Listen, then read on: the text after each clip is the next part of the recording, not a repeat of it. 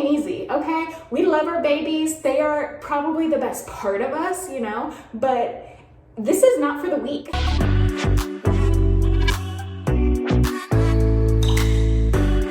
Hello, my loves. Welcome back, or welcome if you are new.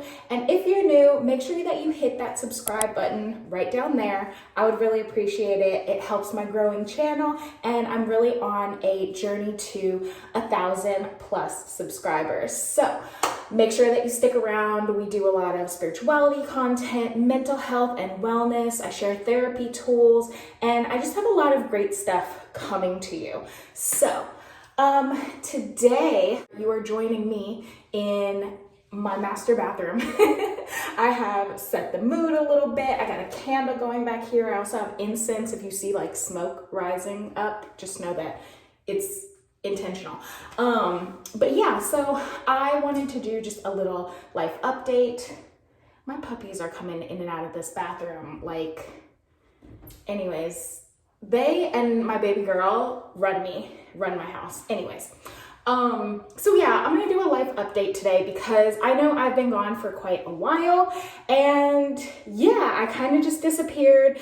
It was not intentional. It was a necessary healing break that I had to take. And so, yeah, I just want to update y'all on my life, what's been going on. So we're going to do that today. I am also going to be doing my makeup and kind of getting ready. I'm actually a speaker tonight for a wellness event. It is via Zoom. I'm going to be speaking about lowering your toxic load. As well, I'm also going to be sharing like a therapy tool that's just quick, easy, and helpful to get out of a funk or figure out what you need, basically. So we'll talk about it. I will be sharing both of those videos. Will be coming to this channel very soon. So make sure that you're subscribed, like I said, love to have you. And we have so much great content coming up. So I'm gonna jump right in, and I'm gonna try to do my makeup while I do this, but we'll see how that goes. So I did not leave YouTube. I am here to stay. I really have a desire to create this wellness content. My desire is really to connect with Black women, Black femmes, but I also love just helping, the Black and brown communities. I love helping all women in general. So, I just want somebody that, especially for Black women, Black femmes, I want somebody that looks like us talking about mental wellness, mental health, spiritual health and wellness, And so I wanted to create this YouTube channel basically to share those things. Now, I became a mom and I actually was pregnant when I started my channel, and it drew me to all things like new motherhood, baby stuff, all that good stuff. And so I think that's where a lot of my subscribers might be coming from.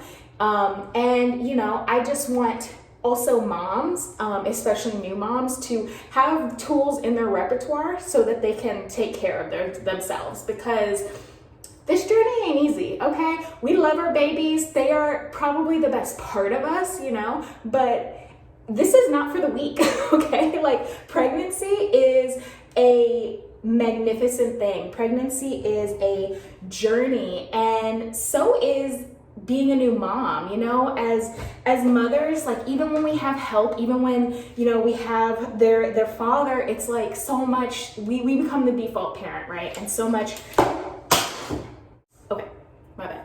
So much falls to us, And so it's just really important that we figure out how to create space for ourselves and take care of ourselves, which is really hard. I'll say I just got my hair done yesterday. I just got my nails done today. And that in itself was a feat because my partner has been working a lot more lately. Anyways, we'll get into it. So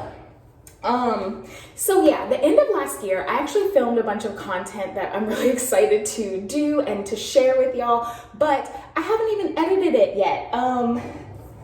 Things popped off, let me say, at the beginning of 2022. So I have a mommy-daughter matching video coming. As well, I have a vision board that I did January 1st. I sat down and filmed this video because I was like, we are starting the new year off right. Like, YouTube's gonna be popping. I'm gonna get my content out consistently. I'm so ready for this. I'm gonna have the best year, blah, blah, blah, blah, blah. Girl, we'll get to it. My daughter, she was born on December 31st, 2020. So December 31st, you know, just recently she turned 1 year old. So she just made, I think it's March 6th today. So she just made 14 months.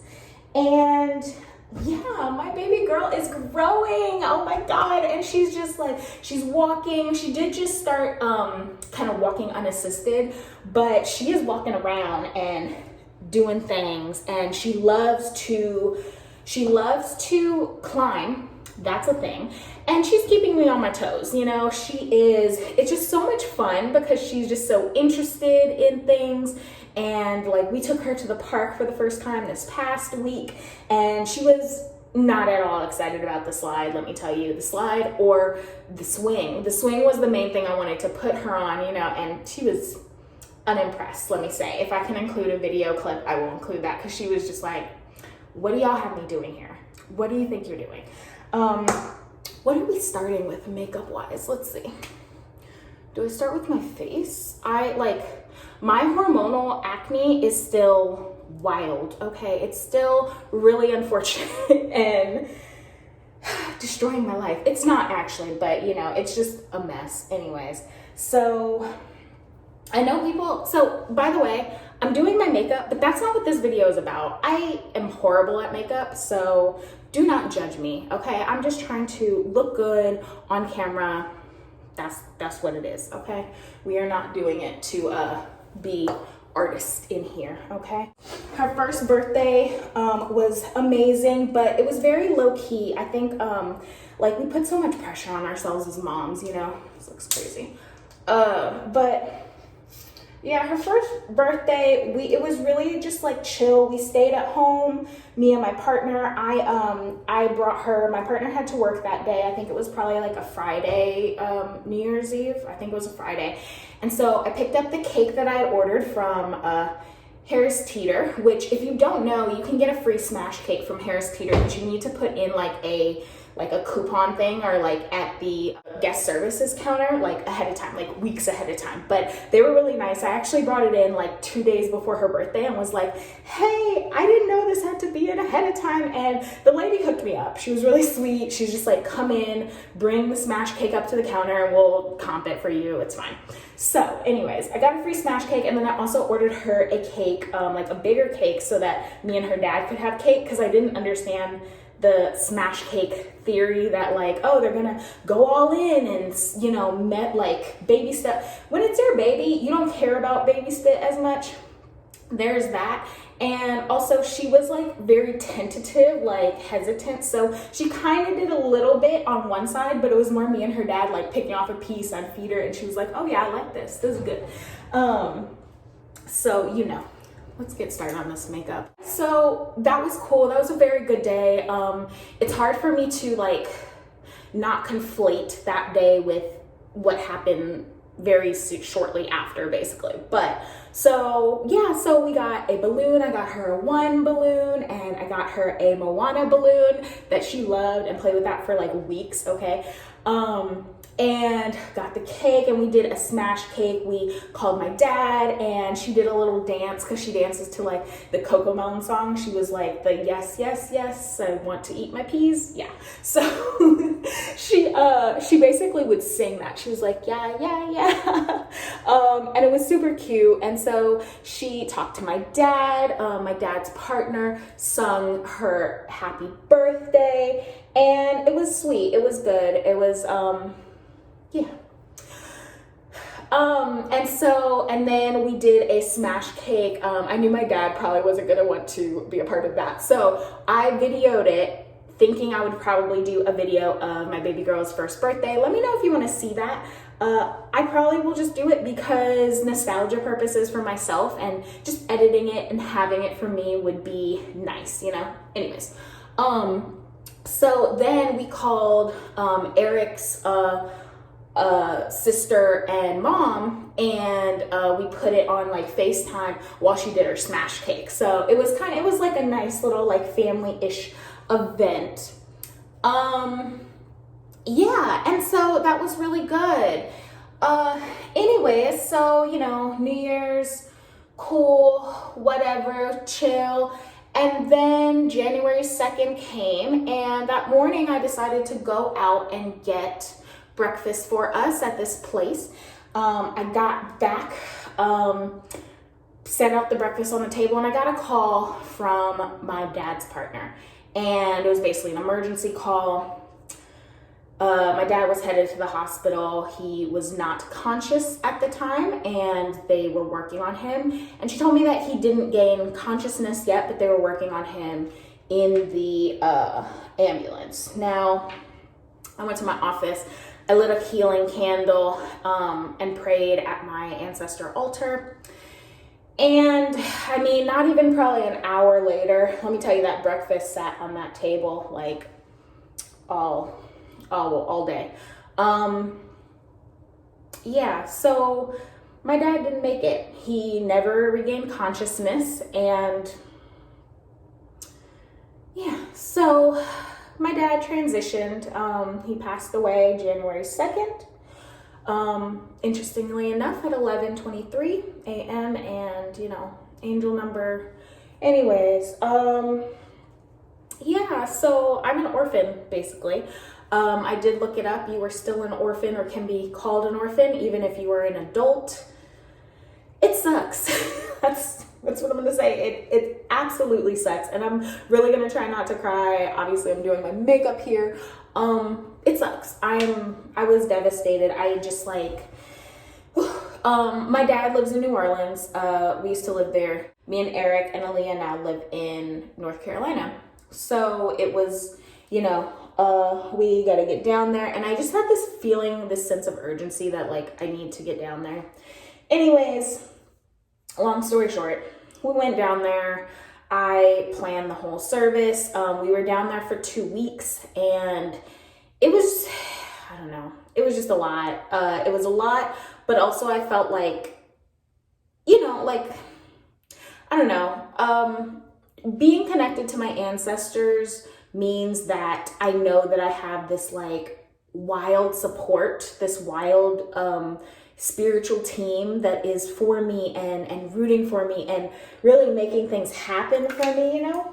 But it sucks. I would much rather him be an elder. My heart still breaks when I think too much about how Aaliyah won't have her granddad. You know, I felt like at least she has one person in my family that can like talk about my mom, share her history too, you know, and it would kill me that she didn't have her grandmother, that my mom wasn't here to both take care of me in postpartum, and to just see Aaliyah, to be there for her, to be a grandmother, because she would have been an amazing fucking grandmother.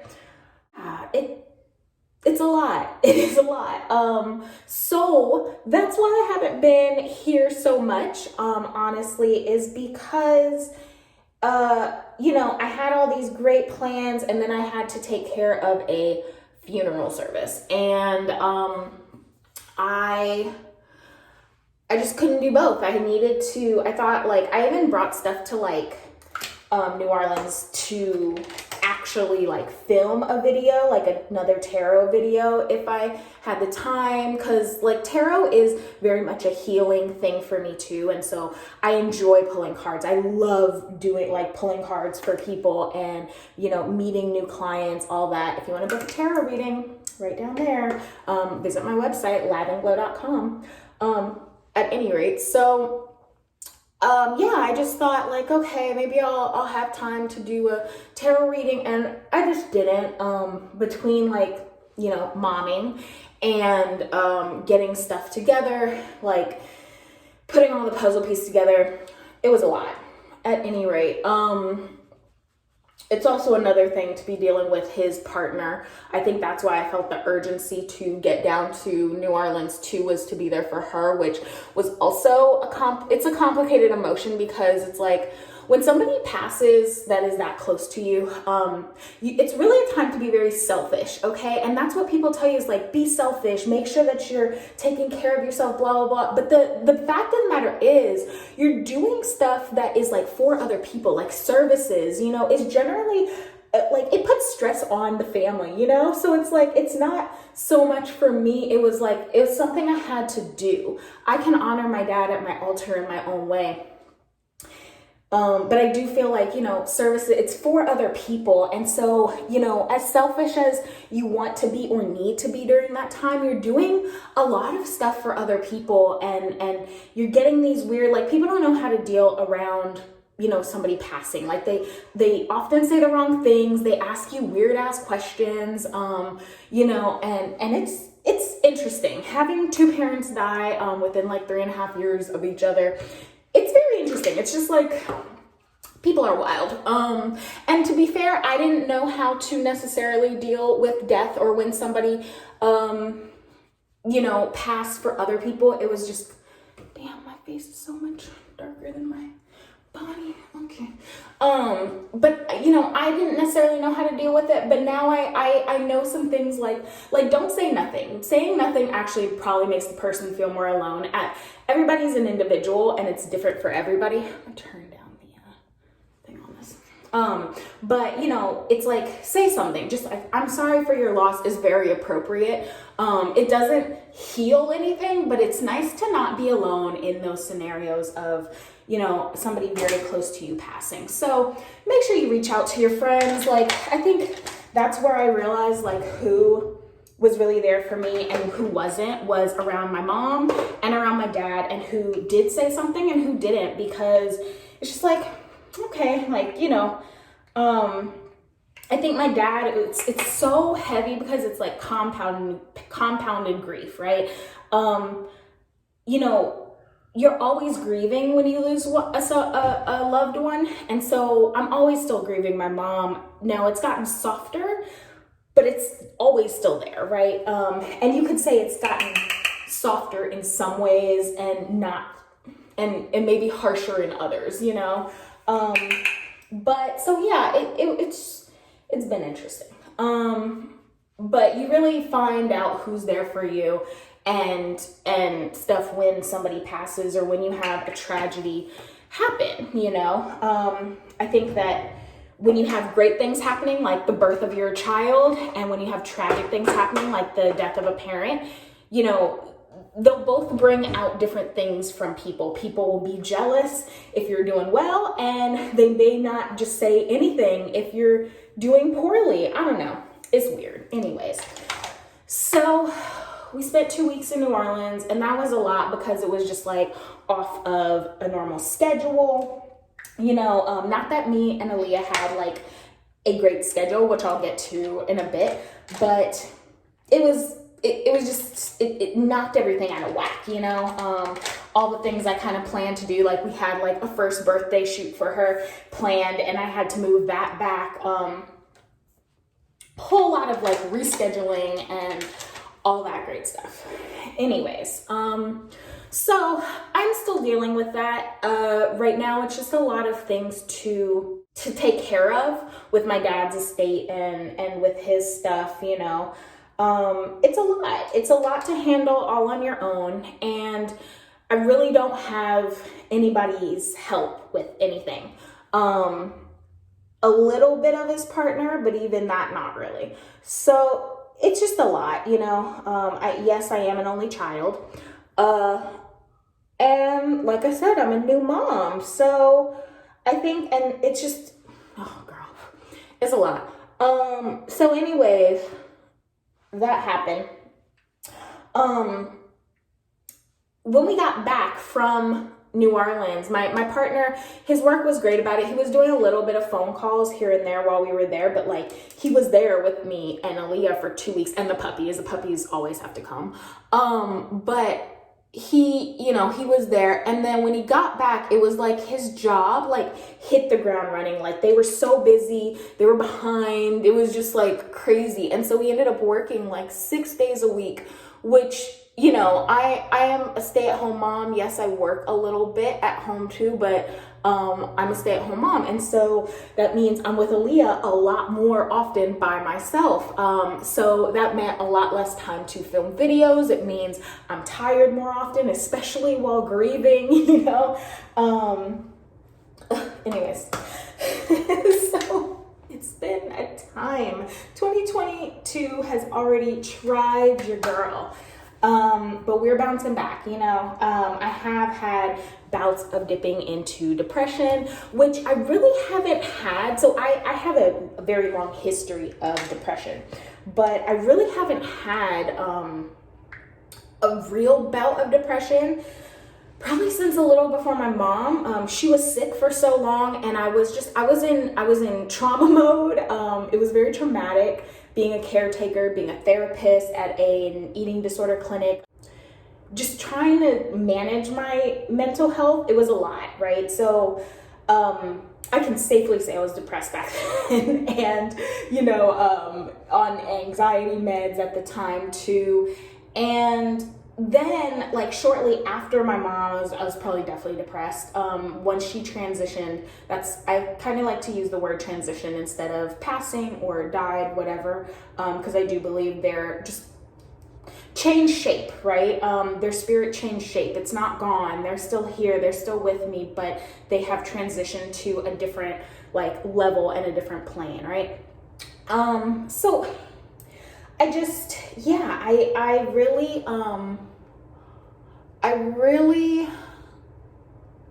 dealt with depression after her transition, but then I also had my first spiritual awakening about a month after. I had a tarot reading with Tatiana Tarot, and it just kind of like opened this whole new world for me, or a whole new world was opening as I was booking that tarot reading. But yeah, and I kind of like jumped into my spirituality, got connected with my ancestors. And so I will say that whole journey, even starting to read tarot, you know, creating an ancestor altar, praying a lot more, getting connected to a higher source, to the universe, to, you know, it really helped me in my grieving and to not go into this deep, dark place, which I knew, like, it was either you're gonna fall deep, deep into depression and you need to figure something out, or like there's nothing else, right? It's just like you need it, like, you're not gonna stop, right? Like there's no option to just stop, so you're gonna keep going. How are you going to keep going? How are you going to do what you can do for yourself, you know? So that's kind of how I looked at that. It was just like, I have to keep going, obviously, like there's no other choice. My mom certainly wouldn't want anything different. One second. Okay, sorry, Eric was calling me on the phone. I was like, what's going on? Everything's okay. Anyways, so yeah, spirituality definitely pulled me out of what depression could have been, if I didn't kind of like take charge in that place, right? And so, yeah, I really haven't been, although I've definitely had my down days, it just felt like I've been dipping a lot closer to that depression lately, just kind of like these really unhelpful thoughts and just, I don't know, ruminating on just like what I wish I had accomplished while my dad was still here, what I wanted him to see me accomplish, and stuff like that, you know. I really did want to be, I think, more firm in my career, in my business, and just feeling, you know, successful, right? And so that's something interesting, because I've been trying to kind of formulate, like, what does success mean to me, and what does that entail for me, right? Like, I have a thriving baby girl. I do have my own business. I'm getting clients. Like, there's slow growth. I'm like picking up on YouTube, you know, but it's just this bigger thought of like where I'd be, what I'd be able to show my dad, him being able to like see Aaliyah grow and thrive, and her to be able to know her grandfather, and where I come from, at least some of it, right? And now it's like all up to me to share about both of my parents with her. And just like, I think there's this big fear about like her not knowing them or having this big connection to them. I don't know. My mom lost her dad when she was 15, which is another conversation. But, you know, I knew of him, but like it wasn't until after I started getting into my ancestors that I started asking questions to like my aunt, or just wanting to like another cousin, and just wanting to know more about like who was he as a person. And my mom was just like this wealth of knowledge, and I lost so much ancestral history with her being gone. Now, she did write a lot about it, and so I have a lot of stuff in writing, and I have a lot of her research that she did, genealogy and stuff like that, but it's just like, my mom was a walking encyclopedia. She was actually brilliant, like genius level brilliant. And, you know, to lose that wealth of knowledge, it does something to a person, especially as you get more into, you know, connecting with your ancestors. Anyways, I'm rambling. Yeah, so the depression, I've really been trying to like pull myself out lately, and I'll try to not allow myself to be in it for too long.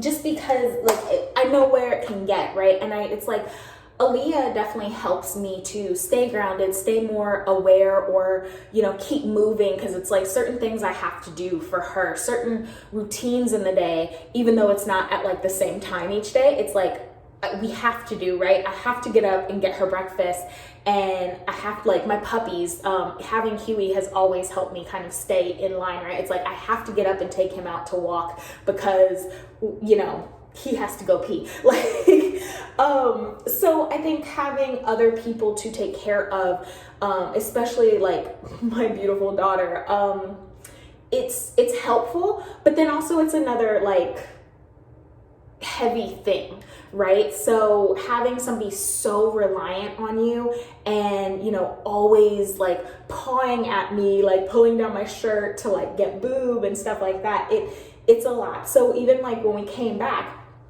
I was trying to get her on a little more of a schedule. She still sleeps with us, okay? Like, I haven't mentioned this on YouTube before because I know there's a lot of, like, shaming about bed sharing, all that.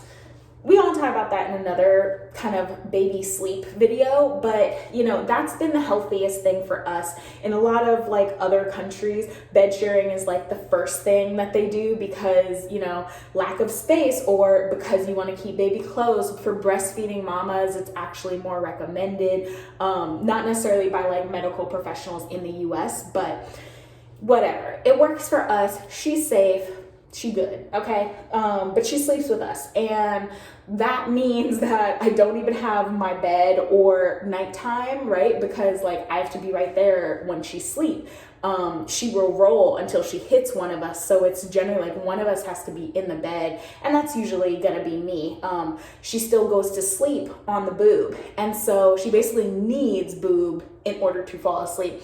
So both the breastfeeding and her being in our bed have just, it was like a heightened awareness around it. Like I definitely was starting to tire a little bit of breastfeeding. Breastfeeding is a very personal journey. I was hoping to breastfeed as long as I could with her, but I'm in a place where I'm tired, okay? Like, I don't know if you're supposed to say that, but I'm tired. And I need her off the boob. Now, that being said, I'm not going to force her off the boob. And we're kind of going at our own pace, but I am trying to figure out how to wean her a little bit more. The funny thing is, my girl loves water. She loves, she will drink almond milk. She will drink cow's milk. She will drink like all the things, but she still wants boob. Even if she's had milk after her meal, like in her cup, she wants boob for the nap time. She wants boob to go to sleep, and she might want boob in the middle, in between. When we got back from New Orleans, she was also teething. So I tried to do the transitioning her into her bed once we got back, and that would work a couple of hours.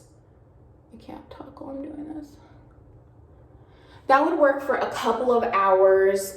She would stay asleep in her crib. I would put her to sleep, right? Rock her to sleep. And then we put her down in her crib. Eric was helping me a little bit with this too.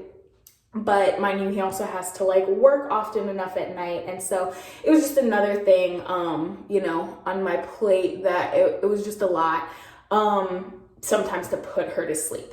And because, you know, I won't necessarily like wake her up. She's a really good sleeper in the morning too. And so I won't necessarily wake her up. We're not necessarily on a schedule. So sometimes she'd wake up at like 9:30 in the morning and then not want to go to sleep until later at night. And so I think we were trying to put her to bed a little too early. And then it would take like an hour and a half to get her to sleep, which is just a whole nother stressor, right? But it was nice to have her out of our bed for a little bit. Anyways, I also thought that this might help to wean her a bit so she wasn't doing night feedings. She'd wake up after several hours or after a couple hours and she'd end up back in our bed anyways. So one night I just got tired of that and I was like, I'm just gonna put her to sleep in our bed because I'm just so damn tired from the day, and I never restarted that process. So she's still been in our bed, but I would very much like to transition her, like I said, into her own crib. We've also been talking about getting a floor bed, which is another labor of love because it would mean that I would very much have to like fully baby proof her room to the point where she can, you know, get up out of bed and she's safe. Like she can't pull down anything or what have you. Currently she, like when we're in her room, it's like her crib, her changing pad, her dresser, but it's just things that, you know, I'm always with her and like right there with her if we're in our room. So I haven't had to baby proof it to that extent. So, you know, yeah, I would really like to get her in her room because like I said, I need a break. I need a break. But I am also looking into getting, hopefully, that's another thing like on my list is like hopefully getting some help. So getting a sitter just a couple times a week so that I can, you know, schedule stuff like when I have client tarot readings, I can schedule them during the day and not worry that it's like perfectly at nap time or that she's gonna wake up or what have you. Also so that I can film videos for y'all, like so I can, you know, get on a better work schedule and really get back to like my passions and what I'm trying to create and do. So yeah, you know, it's just another thing on my to-do list that I really need to get to because I think once I have help there, it'll be a lot better. But it also is like a stage of letting go to accept somebody else to help and create her meals and do stuff like that's a lot. And I don't like to put a ton of trust in this is terrible. I don't love to put a ton of trust in others to get important things done. Like it's kind of like I do feel like if you want it done right, do it yourself. So, you know, it's definitely it's definitely part of my Capricorn rising that has that attitude towards things, but it's kind of like I need to let go. I need to loosen the reins a little bit. So yeah, like I said, we're not on a real schedule, but I also think that's been a bit because of my depression because I haven't wanted to like get up. And so, you know, we might linger longer in the bed in the morning or she might fall asleep again soon after. You know, I'm doing the best I can. And that's all I can do right now is the best I can. In doing the best I can, trying to take care of myself, I think I've reached this like in motherhood, like, you know, part of the reason I want to wean is because I think it might help me with my weight as well. It's not the only reason, don't get me wrong, like I do need me time. I need to be less touched and all that stuff. I'm really in a place where I'm trying to practice self-love. And while I have so much more confidence in myself, the older I get, I realize how much more confidence I have now than when I was, you know, in my 20s. But like, also, my body is just so drastically different from what it used to be. I used to be this hot little thing and, you know, I'm still that bitch now, but body-wise, I am just not confident anymore. I am very out of my element. And so I do try to practice body positivity. That's still very much a thing in my like repertoire, but it is very hard to consistently do that. And you're going to have bad body days. You're going to have bad self-image days. You know, I definitely struggled, you know, all throughout my teens and 20s, probably up until I became an eating disorder therapist with like body dysmorphia and just, you know, diet culture. Like I definitely fed into diet culture and just all this stuff that I really had to unlearn and did unlearn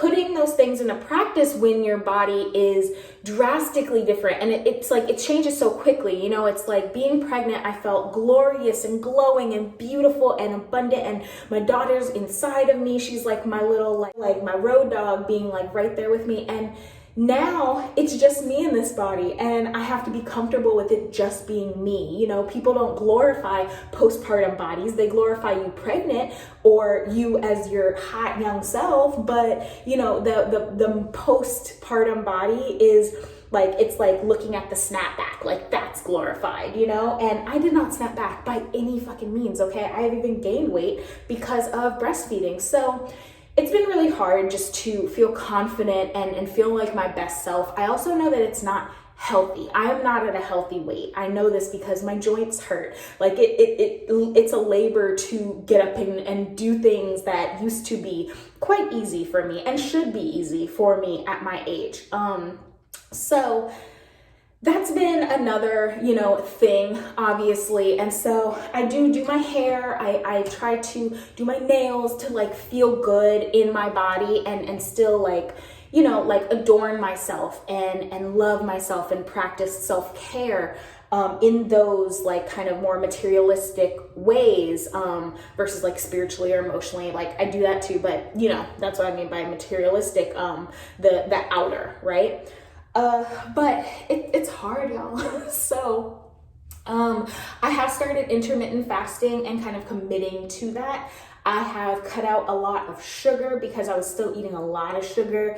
When we first moved to Charlotte, it was like, well, I'm stressed. I have a 6-month-old and I'm tired and you know, we just moved and like blah, blah, blah. And just all these excuses, right? Which like, you know, or explanations, but you know, like, anyways, I'm trying to get back to better health. And so in that, because I want to be here for a long time, you know, a long time and a good time, but a long time. And so really trying to take care of my health, especially since, you know, the health of my dad kind of reinforced.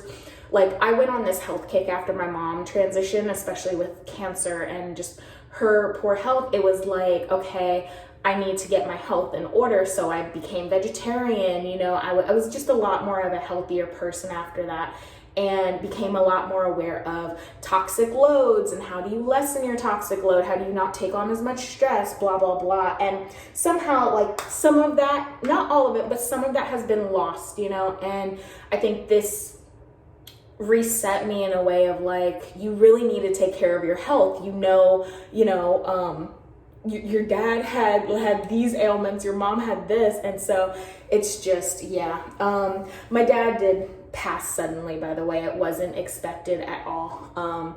He wasn't sick per se, but he was older and not in the best of health. Like he was a smoker for, I don't even know how many years he drank, like, you know. He did what he was gonna do, and some of him doing what he was gonna do meant I think he was able to be alive as long as he was, but also, you know, that shit will catch up with you. So here we are. I'm trying to be around for a long time for my daughter, and I know I need to focus on my health. I would also like to feel good in my body and about my body. So yeah, I'm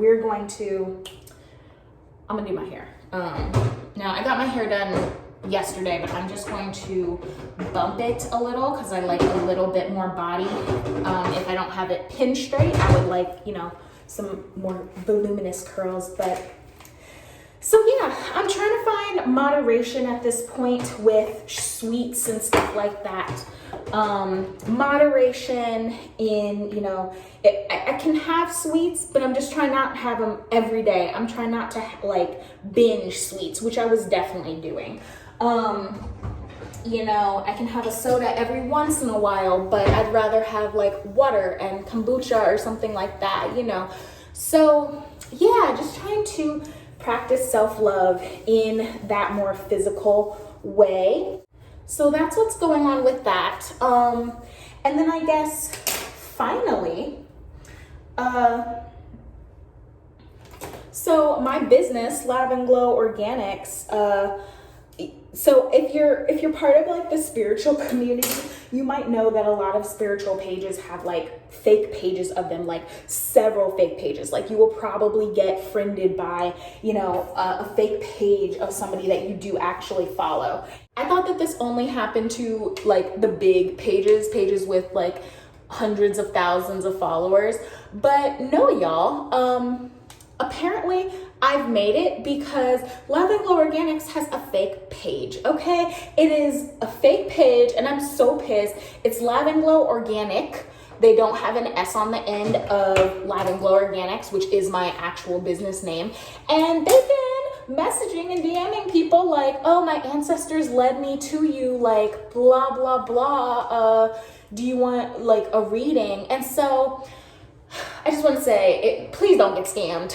Like, please be discerning about who you give your money to. If somebody is offering you something in your DM and then says, oh, pay me, like go on, like pay me PayPal or go on WhatsApp or whatever for a reading, like it is very highly likely it's a scam. And even if it's not, I really suggest you do your research and just, cause like legit people, like spiritual people are not in your DMs saying that their ancestors sent them to you, okay? Yeah, you might have a message from spirit, but if you have a message from spirit, you will be led to a healer or to somebody and it will be put in your path so that you can get your message, okay? It's not gonna come from these fake scammers. So that's a little upsetting, basically because one, I don't want my community to get scammed, and two,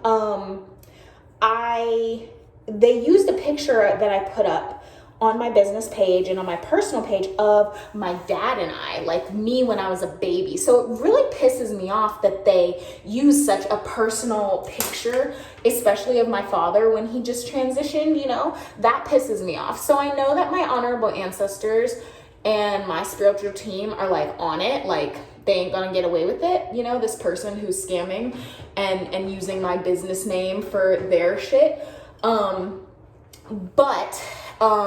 Yeah, it just kind of pissed me off. But it also makes me feel a little bit like, mama, I made it. Like people are copying my shit to use to scam others. So it's kind of funny because I only have like, 1,000 some, followers on Instagram. And like, y'all are making a fake page of me. Like what? Like, okay. But I also feel like it's just a sign like, okay, like keep the faith, obviously somebody's paying attention if they think that by making a fake page of my business, they can get money or they can get subscribers, right? So obviously if you have haters, you're doing something right? So that's how I'm going to reframe this whole thing. And my prayer around it is really just that my followers or friends or loved ones don't get scammed, that people that are really truly looking for help find me instead of getting scammed, because I do offer tarot readings. I do offer spiritual consultation services. I do offer wellness and inner child healing, light trauma work, coaching. So I am a mental health coach, and I want to share knowledge that other people need to help like heal themselves, So I don't want it to turn off anybody in that respect, but yeah, I do feel like there's an element of like, okay, mama, we made it. But yeah, so at any rate, there's lots to come. I'm still doing my hair. I don't know how people that do these makeup videos and stuff like end so perfectly. Maybe they do less talking and more of, the makeup or getting shit done. But I'm gonna come back and say my goodbyes after this is finished.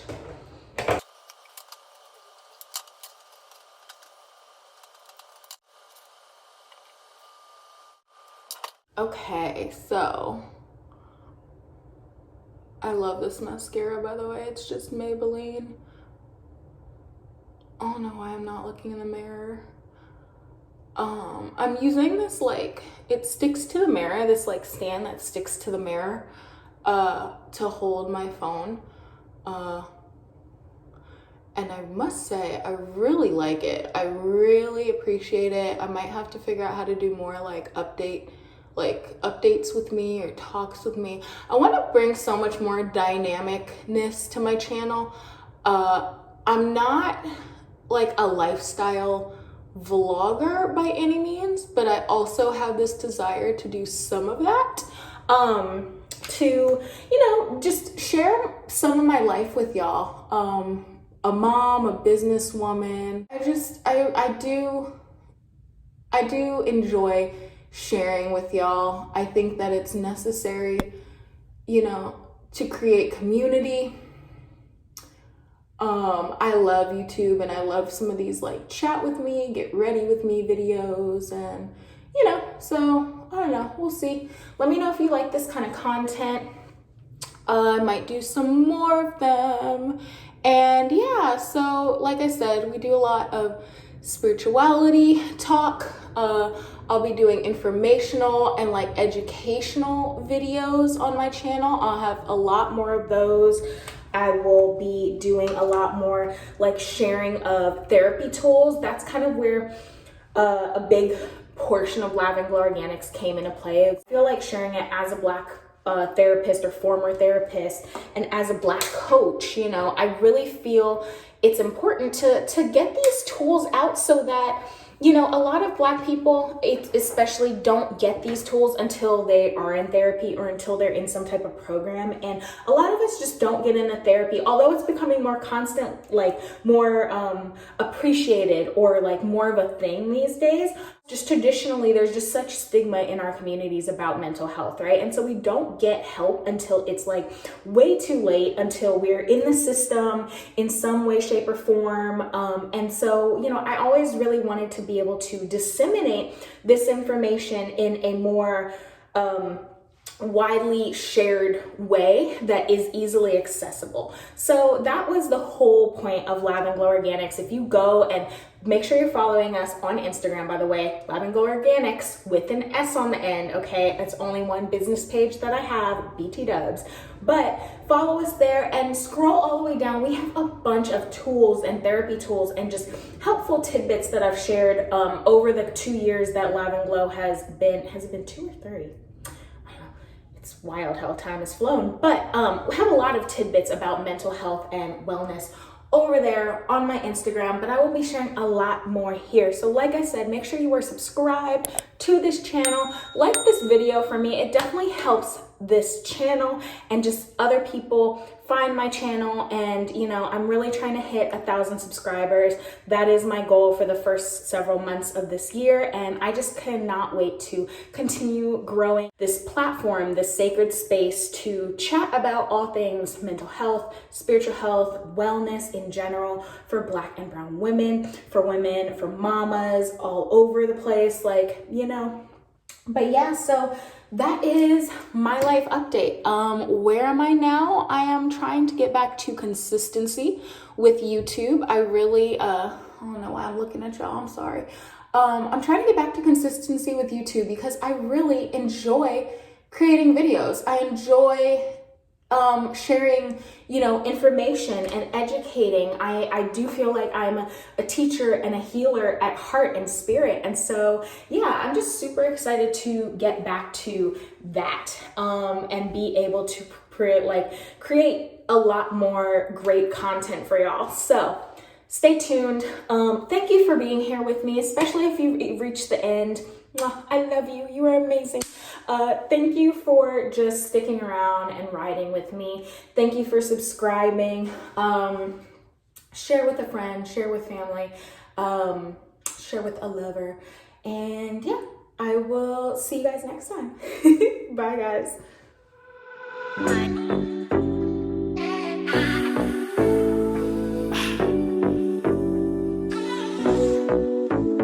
Let's go.